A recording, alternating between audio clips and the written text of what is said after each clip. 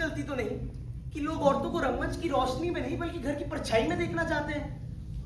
हाँ, मैंने कभी पूरे दिल से इस चीज को बदलने की कोशिश नहीं की, क्योंकि मुझे जैसे किरदार करने थे वो मुझे मिलते गए। और क्यों ना करूं मैं, मुझे अच्छा लगता है। और ऐसा नहीं है कि मैंने मर्दों के किरदार निभाए नहीं, काफी अच्छी तरह से ही निभाए हैं। अगर आपको मेरी गलतियों के अलावा भी कुछ याद हो। नमस्कार नमस्कार सबको। इस काम शोभा बाजार नाट्य हॉल आप सबके लिए लेके आया है अभिनव घोषाल की एक सेल्समैन की मौत। मूल नाटक आर्थर मिलर। अब तो तुम सबके लिए कचरा हो ना मैं। सुनो, 1928 में जब 15,000 रुपयों की वजह से तुम्हारे बाप का व्यापार डूब रहा था, तब यस शशांक शशि ने अपना सब बेच के वो पैसे इकट्ठा किए थे। वो पैसे तो आपको सूद समेत वापस मिल गए। देखिए, बिजनेस इज बिजनेस। अरे तो क्या मैं भूखा प्यासा मर जाऊं? आपके 2 काबिल औलाद भी तो है। काबिल औलादों के सर पे बैठ के खाऊंगा मैं। लेकिन इस उम्र में आप टोर नहीं कर पाएंगे शशि बाबू। सही बात। इस उम्र में तो मैं टोर नहीं कर पाऊंगा।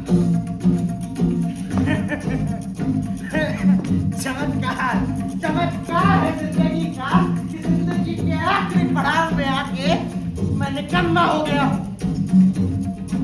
तो मैं मौत की ही दुआ मांगता हूँ।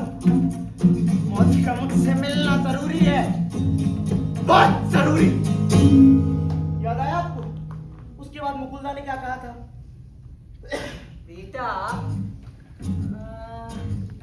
ये मर्दों के रोल छोड़ दो ना, तुम अपनी ब्लाउज में रहो। बेटा,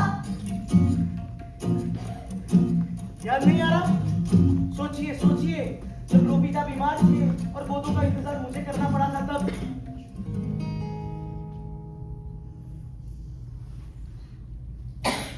या मैं सो रहा था। जब सब जाग रहे थे, क्या मैं सो रहा था?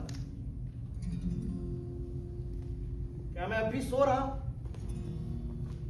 कल जब सूरज की पहली किरण मेरे चेहरे पे पड़ेगी तो मैं आज के बारे में क्या कहूं? कि मैं अपने मित्र एस्ट्रागोन के साथ गोदों का इंतजार कर रहा था, कि पोजो अपने चादर के साथ आया और कुछ देर हमसे रुक के बातें भी की, शायद।